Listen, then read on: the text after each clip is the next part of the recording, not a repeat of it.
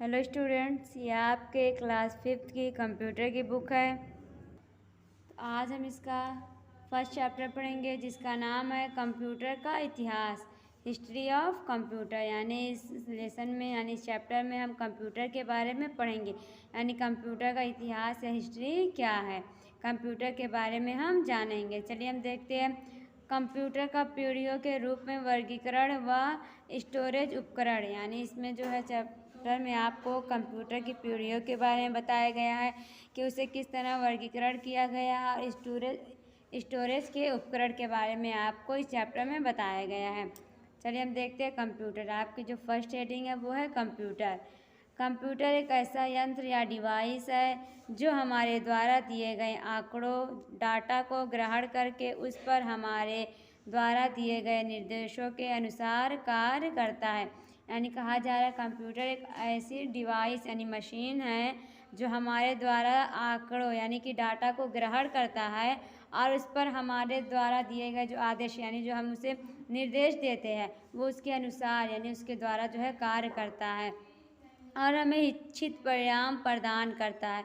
और हमें इच्छित यानी कि जो हम चाहते हैं वो परिणाम हमें यानी जो सही परिणाम होता है वो हमें प्रदान करता है। इसको हम पीसी अथवा पर्सनल कंप्यूटर भी कहते हैं, यानी कि हम इसे पर्सनल कंप्यूटर भी कह सकते हैं और इसका शॉर्ट फॉर्म क्या होगा आपका पीसी।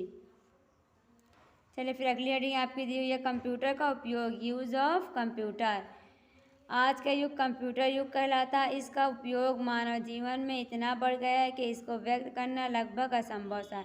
यानी कह रहे हैं कि जो आज का युग आज का समय है वो कंप्यूटर का समय युग कहलाता है और इसका जो उपयोग है मानव जीवन में वो बहुत ज़्यादा बढ़ चुका है और इतना बढ़ चुका है कि इसे जो है व्यक्त करना यानी इसको बताना जो है असंभव है, क्योंकि आज के समय में कंप्यूटर का उपयोग मानव जीवन शुरू होने के साथ ही प्रारंभ होता है। यानी कह रहे हैं कि जो आज का युग है आज का समय जो है कंप्यूटर का उपयोग करने में बहुत ही आगे हो चुका है, यानी हर कोई जो है वो कंप्यूटर का उपयोग करता है।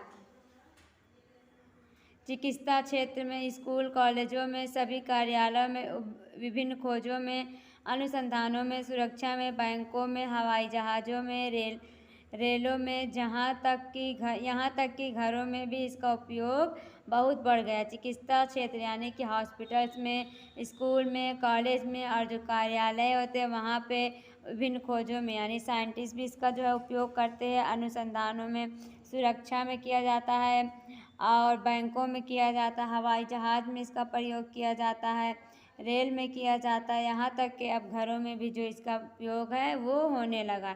कंप्यूटर की पीढ़ियाँ, जनरेशन ऑफ कंप्यूटर। आपकी अगली हेडिंग है जनरेशन ऑफ कंप्यूटर, कंप्यूटर की पीढ़ियाँ। कंप्यूटर की तकनीक में हुए विकास व उन्नति को पीढ़ियों के अनुसार वर्गीकृत कर दिया गया। यानी कहा जा रहा है कंप्यूटर की तकनीक में विकास हुआ है और जो उन्नति हुई है उसको पीढ़ियों के अनुसार जो वर्गीकृत यानी कि बांट दिया गया है। इसकी सहायता से यह ज्ञात होता है कि एक निश्चित समयावधि में कंप्यूटर तकनीक में कितना विकास हुआ है।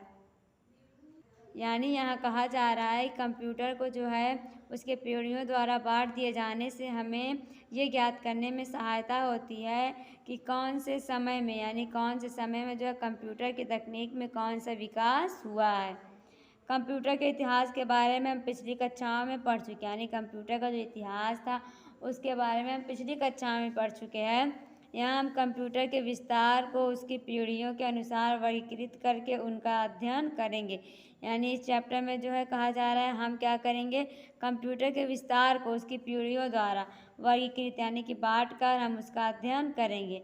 प्रथम पीढ़ी आपकी जो दी हुई है प्रथम पीढ़ी, फर्स्ट जनरेशन, जो कब हुई थी 1946 से 1956 में।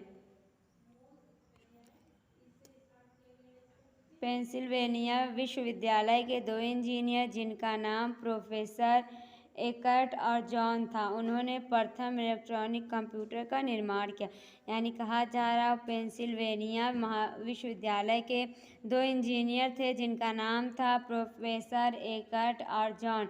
उन्होंने क्या किया था, प्रथम इलेक्ट्रॉनिक कंप्यूटर का जो है निर्माण किया था, जिसमें उन्होंने वैक्यूम ट्यूब का उपयोग किया था, और जिसमें उन्होंने क्या किया था, वैक्यूम ट्यूब का उपयोग यानी कि प्रयोग किया था। उन्होंने अपनी इस नई खोज का नाम एनियक रखा था। उन्होंने अपनी इस नई खोज का नाम क्या रखा था, एनियक। इस कंप्यूटर में लगभग 18,000 वैक्यूम ट्यूब, 70,000 रजिस्टर और लगभग 5 मिलियन जोड़ थे। यानी जो ये कंप्यूटर था उसमें क्या था, 18,000 वैक्यूम ट्यूब थी और 70,000 रजिस्टर और लगभग 5 मिलियन जोड़ थे। यह कंप्यूटर एक बहुत भारी मशीन के समान था, और जो कंप्यूटर था वो एक बहुत भारी यानी कि बहुत वज़नदार मशीन के जैसा था, जिसे चलाने के लिए लगभग 160 किलोवाट विद्युत ऊर्जा की आवश्यकता होती थी, और इसका वजन लगभग 30 टन था।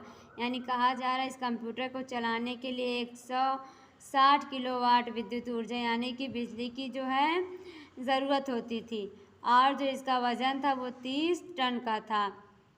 द्वितीय पीढ़ी यानी सेकेंड जनरेशन, इसका निर्माण कब हुआ था, 1956 से 1964 में। कंप्यूटर की द्वितीय पीढ़ी सन 1956 से 1964 के मध्य की अवधि कहलाती है।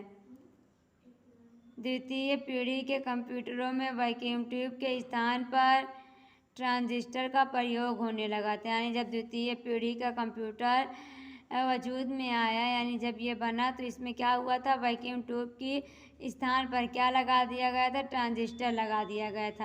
ट्रांजिस्टर वैक्यूम ट्यूब की तुलना में काफ़ी छोटे होते थे और ऊर्जा भी कम खर्च करते थे। यानी जो ट्रांजिस्टर होते थे वैक्यूम ट्यूब की तुलना में, यानी वैक्यूम ट्यूब से जो है बहुत छोटे होते थे, और जो यह बिजली भी कम खर्च करते थे। ट्रांजिस्टर के उपयोग से इस पीढ़ी के कंप्यूटर काफ़ी छोटे और सस्ते हो गए। यानी ट्रांजिस्टर ट्यूब की मदद से जो है दूसरी पीढ़ी के जो कंप्यूटर थे वो बहुत ही छोटे और सस्ते हो गए थे। साथ ही कंप्यूटर की कार्य क्षमता भी बढ़ गई थी, और जो इसकी कार्य करने की क्षमता थी, गति थी, वो भी जो है वो बढ़ गई थी। तृतीय पीढ़ी यानी थर्ड जनरेशन, इसका निर्माण कब हुआ था, 1965 से 1971 में। इस पीढ़ी के कंप्यूटरों की तकनीक में और अधिक प्रगति हुई। यानी जो तीसरी पीढ़ी के कंप्यूटर थे, इनकी कंप्यूटर की तकनीक में जो है और अधिक गति, यानी इसने सेकेंड जनरेशन से भी जो है और अच्छे थे। जहाँ एक कंप्यूटर पर बहुत से ट्रांजिस्टरों का प्रयोग किया जाता था, अब उन पर बहुत सारे ट्रांजिस्टरों के स्थान पर एक छोटे से इलेक्ट्रॉनिक उपकरण को लगाया जाने लगा। यानी जो सेकेंड जनरेशन के कंप्यूटर थे उसमें बहुत सारे ट्रांजिस्टरों का प्रयोग किया जाता था, लेकिन जब थर्ड जनरेशन का कंप्यूटर निर्माण में आया तो उस क्या हुआ, वहाँ पे ट्रांजिस्टरों के स्थान पर एक छोटे से इलेक्ट्रॉनिक उपकरण को लगा दिया जाता था। इसका आकार बहुत छोटा और कार्य क्षमता बहुत अधिक होती थी। जिसका आकार यानी जो बहुत छोटा होता था, उसकी जो कार्य करने की क्षमता होती थी, गति होती थी, वो बहुत तेज़ होती थी। इन्हें इंटीग्रेटेड सर्किट आईसी कहते हैं। इन्हें क्या कहते हैं, इंटीग्रेटेड सर्किट आईसी। आईसी के प्रयोग से कंप्यूटर आकार में छोटे और सस्ते हो गए थे। यानी जब आईसी का प्रयोग किया जाने लगा ट्रांजिस्टर की जगह पे, तो क्या हो गया था, कंप्यूटर का आकार जो हो गया था वो छोटा हो गया था, और ये सस्ते भी हो गए थे। सस्ते होने से इसका प्रयोग बाजार में व्यापारिक दृष्टि में बढ़ गया था। यानी जब कंप्यूटर सस्ते हो गए थे तो इसका प्रयोग था वो बाज़ारों में ज़्यादा होने लगा था। इस पीढ़ी के कंप्यूटर प्रथम पीढ़ी के कंप्यूटर की अपेक्षा लगभग 10,000 गुना अधिक तीव्र थे। यानी जो इस थर्ड जनरेशन के कंप्यूटर थे वो फर्स्ट जनरेशन के कंप्यूटर से जो थे लगभग 10,000 गुना अधिक काम करते थे। यानी उनकी गति जो थी 10,000 गुना अधिक थी। इन कंप्यूटरों की संग्रहण यानी स्टोरेज क्षमता जो तथा गणना की गति बहुत तेज़ और शुद्ध थी। यानी इन कंप्यूटरों की जो संग्रहण यानी स्टोरेज क्षमता और गणना करने की जो क्षमता थी वो बहुत ही अधिक और शुद्ध थी, यानी कि अच्छी थी। चतुर्थ पीढ़ी यानी यहाँ पे आपको दिया फोर्थ जनरेशन, इसका निर्माण कब हुआ था, 1971 में 1985 में। धीरे धीरे कंप्यूटर की तकनीक में और विकास हुआ। जहाँ आईसी में सैकड़ों ट्रांजिस्टर लगाए जाते थे, अब वहाँ पर एक आईसी में हजारों और फिर लाखों तक ट्रांजिस्टर लगाए जाने लगे। इस तकनीक को एलसीआई लार्ज स्केल इंटीग्रेशन तथा VLSI very large scale integration नाम दिया गया। अब कंप्यूटर अत्यधिक छोटे और सस्ते हो गए थे, यानी जहाँ पर जो है IC में जो है हज़ारों सैकड़ों ट्रांजिस्टर लगाए जाते थे, अब वहीं पर IC में क्या हो गया था, हज़ारों और फिर लाखों ट्रांजिस्टर लगाए जाते थे और जिनका नाम क्या रखा गया था, LCI या VLSI रख दिया गया था। कंप्यूटर अत्यधिक और फिर जो कंप्यूटर थे वो बहुत ही छोटे और सस्ते हो गए थे।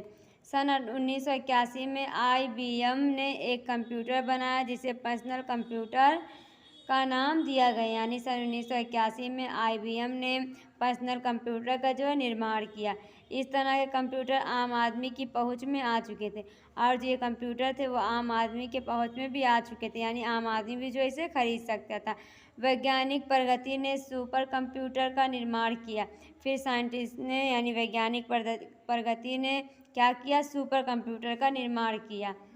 भारत ने भी परम नाम का सुपर कंप्यूटर निर्मित किया जो कि पुणे की एक कंपनी ने तैयार किया था, CDSC ने तैयार किया था। यानी क्या करता, भारत भी जो है एक सुपर कंप्यूटर निर्माण करता है, कौन से नाम का, परम नाम का, और इसे पुणे की कंपनी ने जो है तैयार किया था, यानी उन्होंने लॉन्च किया था, बनाते हैं यानी वो पुणे की कंपनी के। अब देखिए आपको दिया गया पंचम पीढ़ी यानी 5th जनरेशन, इसका निर्माण कब हुआ था, 1985 में। अब तक 1985 से अब तक हो रहा है। आने वाले समय में हम कंप्यूटर की पंचम पीढ़ी में प्रवेश करेंगे। इस पीढ़ी के कंप्यूटर में कृत्रिम बुद्धिमत्ता, आर्टिफिशियल इंटेलिजेंस का प्रयोग किया जाएगा, यानी कहा जा रहा है जो आने वाला वक्त है उसमें हम क्या करेंगे, 5th जनरेशन के कंप्यूटर में जो है को देखेंगे, उसमें प्रवेश करेंगे, जिसमें कृत्रिम बुद्धिमत्ता होगी और क्या कहते हैं, इसकी सहायता से कंप्यूटर मानव की तरह स्वयं निर्णय ले सकेगा और जो कंप्यूटर है वो मानव की तरह जो है खुद निर्णय लेगा, उसे जो है निर्देश देने की जो है आवश्यकता नहीं होगी, हमें उसके अंदर जो है डाटा प्रवेश नहीं करना पड़ेगा, बल्कि वह खुद स्वयं से ही निर्णय ले लेगा। यह रियल लाइफ कंप्यूटर होंगे, ये क्या होंगे, रियल लाइफ कंप्यूटर होंगे, जिसमें आर्टिफिशियल इंटेलिजेंस होगी और जिसमें क्या होगी, आर्टिफिशियल इंटेलिजेंस होगी। आधुनिक टेक्नोलॉजी एवं विज्ञान का प्रयोग करके इसका निर्माण किया जाएगा। रोबोट इसका उदाहरण है, यानी इसका क्या किया जाएगा, आधुनिक टेक्नोलॉजी एवं विज्ञान का प्रयोग करके इस कंप्यूटर का निर्माण किया जाएगा और इसके उदाहरण के रूप में जो हम रोबोट को देख सकते हैं, यानी कंप्यूटर जो है रोबोट की तरह जो है कार्य करेगा। तो स्टूडेंट्स आज की जो वीडियो थी आपकी यहीं पे ख़त्म होती है। अगली वीडियो में आपको इससे आगे का जो चैप्टर बचा हुआ है वो पढ़ाया जाएगा, तब तक आप इसे अच्छी तरह से पढ़िए और समझिए।